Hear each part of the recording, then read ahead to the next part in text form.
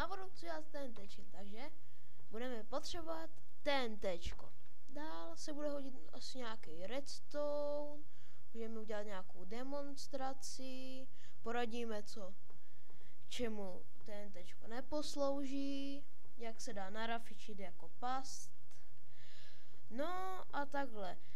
Takže tohle bude moje takové sestříhané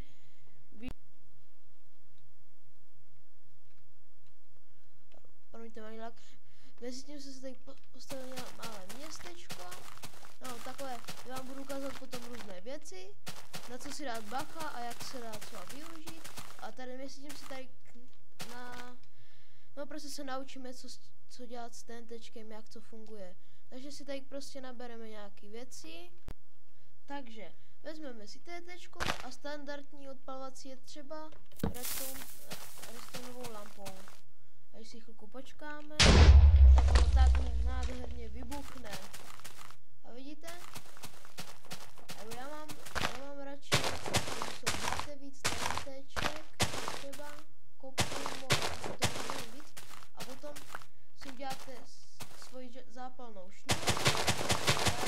šňůru a pak to takhle odpálíte a pak zdrháte.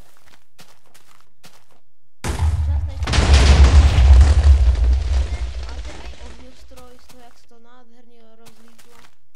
Teď vám si můžeme ukázat, jak to udělat, aby bylo TNTčko a chceme to být dost daleko, aby jsme měli problém se zdrháním. Takhle a páčku redstone, to nám nádherně a nebo zpomalení, aby jsme měli hodně času na únik. Takže si vezmeme takhle repeatery, až to hodíme redstone. Takhle, počkat, já to nepromyslel, zdrhám! Takže změna. Dáte to, tak musíte ten repeater natáhnout. Teď si ukážeme použít tlačítka. Dáme nějaký repeater, musíme ale blok a šup.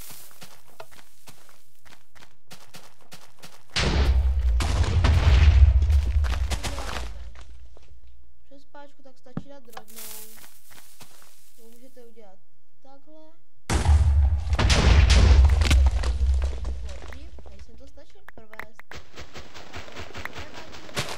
Nyní se přesuneme do té naší vesnice, aby jsme zjistili, jaké to škody páchá na domech, ale jak si na ně dát pozor, aby se nám to nevymstilo.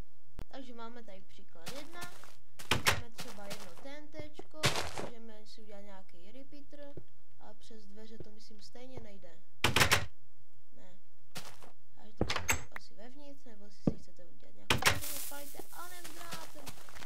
Podíváme si, jaký výbuch toho provedlo. Vybuchlo a víte, že skoro celá zadní část je zničena. A teď to dům narveme, okraj TNTčka. A teď máme dům naspaný až po okraj, takže odpalujeme. Ale a už jak to odstřelilo. Takže pozor, ty TNTčka nezničí vše, což bude další příklad. Zde to bude, tu odpálíte. Vidět, to nic nezničilo okna a to.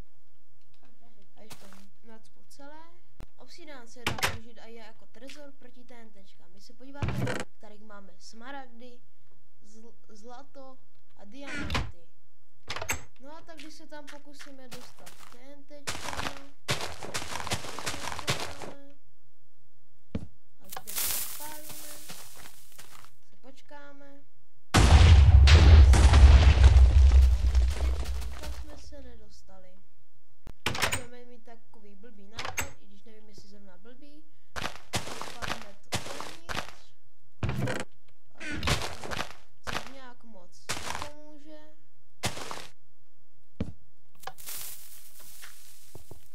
Tak se stane to.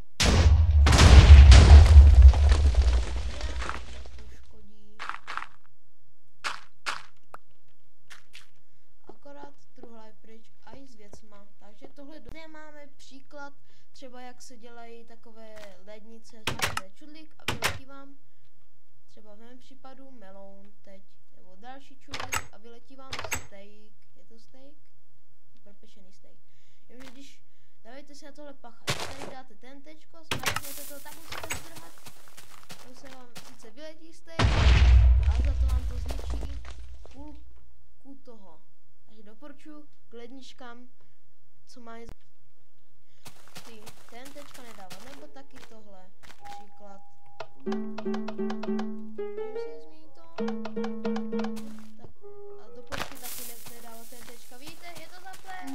A jenom nám exploduje.